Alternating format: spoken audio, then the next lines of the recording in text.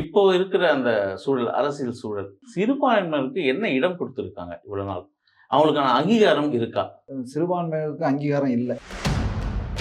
தமிழ்நாடு, கேரளா போன்ற மாநிலங்கள் வந்து கம்யூனிஸ்ட் சித்தாந்தத்தாலையும், திராவிட சித்தாந்தத்தாலையும் இது எங்களுக்கு ஒரு பாதுகாப்பான ஒரு மாநிலமாக தான் இருக்குது. ஆனால் அந்த பாதுகாப்பு நாங்கள் தான் கொடுக்குறோன்ற அடிப்படையில் எங்களோட உரிமைகளை பறிக்கக்கூடாது. பாஜகனுடைய அச்சத்தை போக்குறது நீங்கள் தான் அப்படின்னு சொல்லி. ஆனால் அந்த அடிப்படையில் பார்த்தீங்கன்னா நீங்கள் என்ன செய்யணும், சிறுபான்மைக்கு உண்மையிலே நீங்கள் அங்கே ஓட்டு போடுவாங்க அப்படின்ற விசுவாசமாக இருந்தீங்கன்னா 20 தொகுதிக்கு மேலே நீங்கள் கொடுக்கணும். சீமான் கொடுக்குறாரு அப்படின்னா அது வந்து தேர்தலுக்கு கொடுக்குறாரு, அது வெற்றி பெற முடியாத சூழ்நிலை. விஜய் கொடுக்குறாரு, இப்போ தான் புதுசாக வந்திருக்காரு, அவர் கொடுப்பாரு. ஆனால் ஏற்கனவே வெற்றி பெறலாம்ன்ற களத்தில் 2 கட்சிகள் தான் இருக்கிறாங்க, அதிமுக திமுக இருக்காங்க. அப்போ அவங்கள்ட்ட நம்ம என்ன எதிர்பார்க்குறோம்னா எங்களுக்கு அரசியல் அங்கீகாரத்தை கொடுக்கணும், எங்களை எம்பி ஆக்கணும், எம்எல்ஏ ஆக்கணும் அப்படின்றது தான் எங்களுடைய கோரிக்கையாக இருந்தது.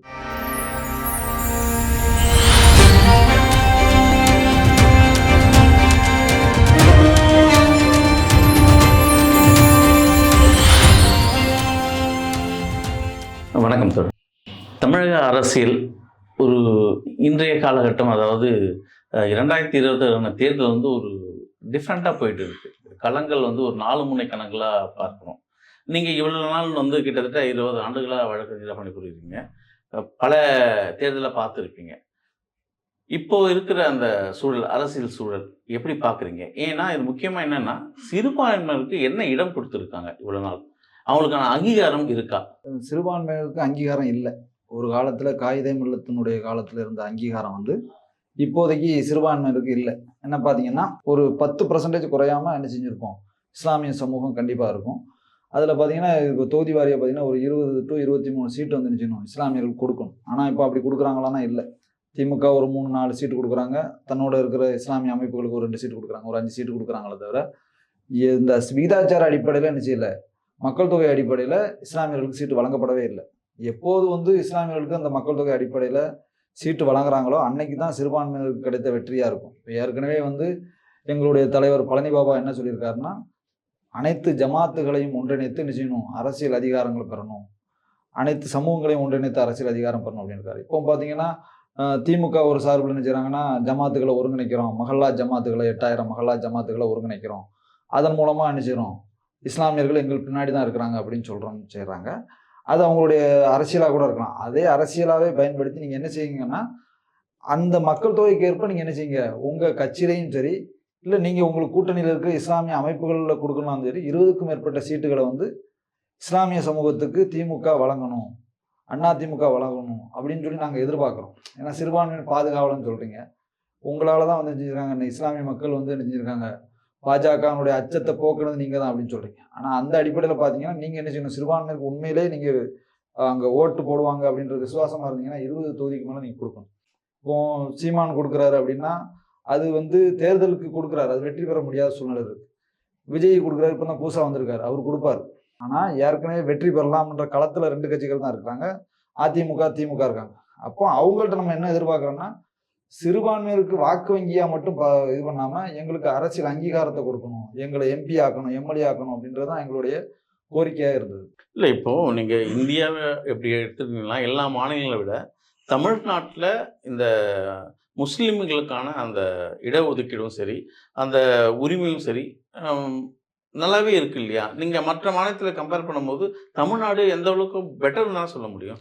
தமிழ்நாடு பொறுத்த வரைக்கும் சேஃப் சோன் தான், அதில் வந்து சேஃபாக தான் இருக்கும். நம்ம இப்போ மற்ற மாநிலங்களை பொறுத்த வரைக்கும் அது ஏற்கனவே வந்து இந்த வட மாநிலங்கள் வந்து அந்த பாஜகனுடைய அந்த சித்தாந்தங்களில் ஊறி போனதுனால, தமிழ்நாடு, கேரளா போன்ற மாநிலங்கள் வந்து கம்யூனிஸ்ட் சித்தாந்தத்தாலையும், திராவிட சித்தாந்தத்தாலையும் அதை வழிவந்ததுனால இது எங்களுக்கு ஒரு பாதுகாப்பான ஒரு மாநிலமாக தான் இருக்குது.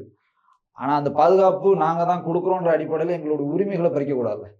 பாதுகாப்பு நீங்கள் வழங்குங்க, அதே நேரத்தில் எங்கள் உரிமைகள் என்னது, சட்டமன்றத்துக்குள்ள நாங்கள் போகணும்னு நினைக்க வேணாமா? இல்லை, சில ஏமாற்றங்கள் உங்களுக்கு வருதுன்னு. ஆமாம், ஏமாற்றங்கள் வருது. என்னென்ன ஏமாற்றம் நிறையவே இருக்குது. இப்போ நீங்கள் பார்த்தீங்கன்னா, இப்போ தொடர்ச்சியாக பார்த்தீங்கன்னா எங்களுடைய பகுதிகளில், இஸ்லாமியர் பகுதிகளில் உள்ள வீடுகள்லாம் இடிக்கப்படுது. ஒரு நீர்நிலை புறம்போக்கு, ஏரி புறம்போக்குன்ற மாதிரி இருக்குது. இப்போ நம்ம எல்லா அரசு கட்டிடங்களும் ஏரி புறம்போக்குலையும் நீர்நிலை இதுலையும் தான் இருக்குது. அப்போ அதை அரசு கட்டிடங்களில் நீங்கள் இது பண்ண மாட்டீங்க. எப்படி ஒரு வந்து சென்னை இதில் வந்து என்ன பண்ணுறாங்க, அந்த கூவத்து பகுதியில் உள்ள மக்களை வெளியேற்றி எங்கே என்ன செய்கிறாங்க, வெளியில் ஒரு பகுதியை ரெடி பண்ணி நினைச்சாங்க, அங்கே கண்ணகி நகர் அந்த போன்ற பகுதியில் என்ன செய்கிறாங்க, ஒதுக்குறாங்க. அதே போல் எங்களுக்கு இஸ்லாமிய பகுதிகள் அம்மாப்பட்டினம், இது போன்ற பகுதியில் என்ன பண்ணுறாங்கன்னா தொடர்ச்சியாக இஸ்லாமிய வீடுகளில் பல லட்சம் பல கோடி மதிப்புள்ள வீடுகள் என்ன செய்யுது இடிக்கப்படுது. அதுக்கு வந்து ரொம்ப ஒரு ஒரு கோபமாக தான் இன்னும் வரைக்கும் என்ன செஞ்சுட்டு இருக்கோம், திமுக மேலே இருந்துட்டு வரோம். இன்னைக்கு வந்து திமுக பாதுகாவலன்னு சொல்லுது, பிஜேபியில இருந்து உங்களை பாதுகாக்கிறது நாங்கள் தான் பாதுகாவலன், ஆபத் பாந்தாமல் நாங்கள் தான் அப்படின்னு சொல்கிறாங்க. அதே நேரத்தில் உங்கள் அரசால் இஸ்லாமியர்களுக்கு ஏற்படுற விஷயங்களையும் நீங்கள் என்ன செய்யணும், கருத்தில் கொள்ளணும். இப்போ கல்வியில் மேம்பட்டுட்டோம், பொருளாதாரத்தில் மேம்பட்டுட்டோம் அப்படின்னு சொல்கிறத விட சாதாரண சாலை வசதி சரியா இல்லை, குடிநீர் வசதி சரியா இல்லை, ஒரு மக்களுக்கான அடிப்படை வசதிகளை கோட்டை இல்ல நீங்க விட்டுட்டு எந்த கட்சியை குற்றம் சாட்டி பேசுறீங்க? எந்த கட்சின்னு இல்லை. இப்போ நமக்கு இப்போதைக்கு ஆளுங்கட்சி தானே பேச முடியும். இப்போ என்னை ஆளுகிற கட்சியில உள்ள தவறுகளை தான் சுட்டி காட்ட முடியுமே தவிர போன அதிமுக ஆட்சியில் அப்படி இருந்துச்சு நம்ம சொல்ல முடியாது. நான் பாஜகவையும் பேச முடியாது. ஏன்னா பாஜகட்டேருந்து எங்களை இஸ்லாமிய மக்களை காக்கக்கூடிய ஒரு கட்சியா திமுக இருக்கு. அந்த திமுக இஸ்லாமியர்களுக்கு என்ன செய்யுது, இப்போ வக்பு நிலங்கள் வந்து நிறைய பறிச்சு வச்சிருக்காங்க. யார் பறிச்சு வச்சிருக்கான்னு பார்த்தோம்னா திமுகவினுடைய முக்கிய புள்ளிகள் என்ன செஞ்சிருக்காங்க, அந்த வக்பு நிலங்கள்ல பறிச்சு வச்சிருக்காங்க. நம்ம ஆதாரமா அது குற்றச்சாட்டு ஆதாரம் இல்லாத குற்றச்சாட்டு இல்லை. நீங்க நிறைய இடங்கள்ல வழக்குகள் நிலுவையில் இருக்கு. அப்படி பாத்தீங்கன்னா என்னன்னா அந்த அந்த விஷயங்களையும் நாங்க போராடிட்டு இருக்கோம். இப்போ பாத்தீங்கன்னா எங்க பகுதியிலையும் வந்து என்ன ராதாபுரம் பகுதியிலையும் அந்த கோர்ட்டு உத்தரவிட்டு என்ன செய்யல, இன்னும் முஸ்லிம்களுக்கு அந்த சொத்துக்களை வந்து திருப்பி அளிக்கப்படலை. இப்படி நிறைய இருக்குது. திமுக வந்து நல்லது எவ்வளோ செய்தோ அதே நேரத்தில் உள்ள பாதிப்புகளையும் திமுக நினைச்சணும், கருத்தில் கொள்ளணும். திமுகன்றது வந்து முழு முதலாக அதை நாங்கள் நினைச்சிக்கல, ஒதுக்கி வைக்கல. சிறுபான்மை மக்களுக்கு பாதுகாவலராக இருக்கிறேன்னு சொல்றாங்க, அந்த பாதுகாவலராக சரியா இருங்க அப்படின்றத நம்ம சொல்றோம். இப்போ நீங்க சொல்ற அந்த குற்றச்சாட்டுலாம் சிறுபான்மையினருக்கு என்ன செய்யணும், என்னென்ன செஞ்சா இதெல்லாம் சரி வரும் அப்படின்னு நினைக்கிறீங்க? இப்போ சிறுபான்மையினர் பார்த்தீங்கன்னா எங்களுக்கான சில விஷயங்களை வந்து ஓப்பனாக உடச்சி பேசினா இப்போ நிறைய விஷயங்கள் வந்து என்ன இருக்கு, எளிதாக கிடைக்கிறது இல்லை. இப்போ மற்றவங்களுக்கான ஒரு உரிமைகள் வந்து சிறுபான்மையினருக்கு எளிதாக கிடைக்கிறது இல்லை. அது ஒரு நிறைய கஷ்டங்கள் நாங்கள் அனுபவிக்க வேண்டி இருக்குது. ஒவ்வொரு நடைமுறை வாழ்க்கையில் கூட என்ன இருக்க வேண்டி இருக்குது. ஒரு ஒரு அதிகார மட்டத்திலையும் சரி சிறுபான்மையினர் மதிக்கிறது கிடையாது, எதுவுமே கிடையாது. காவல்துறையிலையும் சரி ரெவன்யூலையும் சரி எதுலையுமே வந்து என்ன செய்றாங்க, ஒரு அது வந்து அந்த சித்தாந்தம் வந்து என்ன இருக்குது, இந்த ஆர்எஸ்எஸ்னுடைய சித்தாந்தம் வந்து எல்லாரும் மத்தியிலையும் என்ன செஞ்சிருக்கு, அது புறையோடி போயிருக்கு. அதை வந்து என்ன செய்யணும், சரி செய்யணும். இப்போ ராகுல் காந்தி சொல்றாருல, காங்கிரஸ்ல உள்ள ஆர்எஸ்எஸ் சித்தாந்தவாதிகளை களை எடுப்போன்ற மாதிரி என்ன செய்யணும், திமுகவில் உள்ள அந்த சித்தாந்தவாதிகளை என்ன செய்யணும், முதல்வர் வந்து களை எடுக்கணும். அப்படின்னா தான் இருக்கிறாங்க. அவங்களுடைய பேச்சு செயல் அவங்களுடைய நடவடிக்கை வந்து எங்களுக்கு தெரியுது இல்லை. இப்போ ஒருத்தர் அணுகும் போது என்ன செய்யுது, அந்த அரசு அதிகாரிகள் அணுகும் போது அவங்களுடைய பேச்சுகள் அந்த நடவடிக்கைகள் தெரியுது. அதுபோல சில ஒரு ஆளுங்கட்சி நிர்வாகிகளும் சந்திக்கும் எல்லாருமே கிடையாது. நிறைய பேர் வந்து திராவிட சித்தாந்தத்தில் ஊறி போய் அதை பெரியார் அம்பேத்கரை பின்பற்றக்கூடிய மக்கள் நிறைய பேர் இருக்காங்க. ஒரு சிலர் இருக்காங்கல்ல, அந்த ஒரு சிலரால் உங்களுக்கு நிச்சயம் நிச்சயமாக நிச்சயம் அந்த ஓட்டு பாதிப்புகள் ஏற்படும். ஏன்னா இப்போ எஸ்ஐஆரில் வந்து சிறுபான்மை வாக்குகள்லாம் இது பண்ணுறாங்க.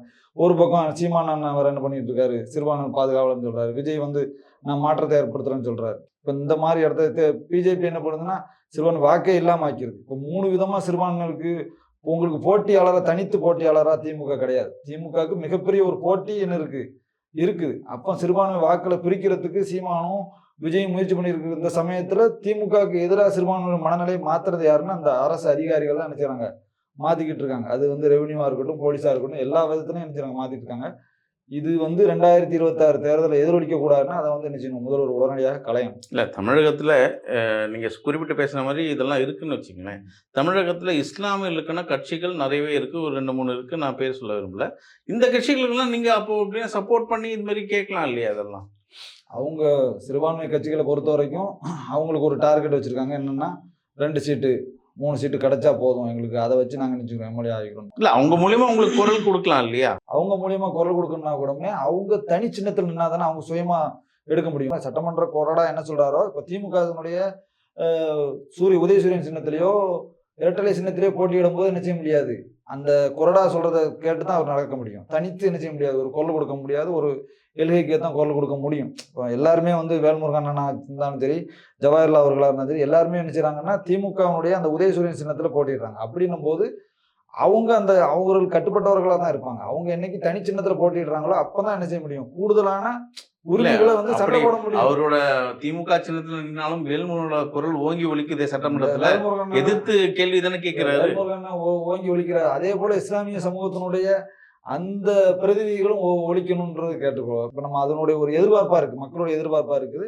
அவங்களால என்ற குறைந்தபட்ச விஷயங்களை செய்யறாங்க. அதே நேரத்தில் அவங்க தனி சின்னத்தில் இருந்தாங்கன்னா இன்னும் கூடுதலா என்ன செய்வாங்க, இந்த சமூகத்துக்காக இது பண்ணுவாங்க. ஏன்னா இப்போ நம்ம பீகார் அரசியலில் பார்க்குறோம்னா ஓய்சின்றவர் என்ன பண்ணுறாரு, அங்கே போய் நின்று என்ன செய்யறாரு, ஹைதராபாத்லேருந்து போய் 5 தொகுதிகளை வெற்றி பெறாரு. அது வந்து சாத்தியமா இல்லைன்ற ஒரு சாத்தியம் தான். ஏன்னா போன தடவையும் அவர் ஜெயிச்சாரு. 5 தொகுதியில போன தடவையும் ஜெயிச்சாரு, இந்த தடவையும் ஜெயிக்கிறாரு. இப்படி ஒரு 5, 6 தொகுதியில் அவர் ஜெயிக்கக்கூடிய அளவுக்கு என்ன செய்றாரு, தன்னை வளர்த்துக்கிறாரு. தனி சின்னத்தில் நிற்க அவருக்குன்னு ஒரு சின்னத்தில் நிற்கிறார். அதுபோல 10% நம்ம இருக்கும்போது 20 தொகுதிகளை நம்ம வெற்றி பெறலான்றோமோ, அந்த 20 தொகுதிகளில் எல்லா இஸ்லாமிய அமைப்புகளும் ஒன்று சேர்ந்து ஒரு முறையாவது முயற்சி செய்து பார்க்கணும். அது எதுவுமே முயற்சி செய்யாமல் நம்மளால முடியாதுன்னு சொல்லக்கூடாது. ஏன்னா இப்போ ஜமாத்துகளை இப்போ சமீபமாக 8000 ஜமாத்துகளை தமிழக முதல்வர் வந்து என்ன செய்றாரு, ஒருங்கிணைக்கிறாரு. அப்போ தமிழக முதல்வர் ஒருங்கிணைக்கும் போது நீங்கள் இஸ்லாமிய அமைப்புகள் நினைச்சா என்ன செய்யலாம், அனைத்து ஜமாத்துகளையும் ஒருங்கிணைக்கலாம். ஏன்னா ஜமாத்து கட்டமைப்புன்றது கண்டிப்பாக அந்த தேர்தலில் வந்து ஒரு நல்ல முடிவு எடுக்கும். அதை வந்து இஸ்லாமிய அமைப்புகள் செய்து குறைந்தபட்சம் இஸ்லாமிய பிரதிநிதிகள், சட்டமன்ற பிரதிநிதிகளாக 20 பேருக்கு மேலே போகிறதுக்கான முயற்சிகளை இந்த 2026 சட்டமன்ற தேர்தலையாவது அவர்கள் வந்து முயற்சி எடுக்கணும். பார்ப்போம் இந்த தேர்தல் எப்படி உங்களுக்கு கை கொடுக்க போகுதுன்னு. உங்கள் நேரத்தை கருத்துக்கு மிக்க நன்றி.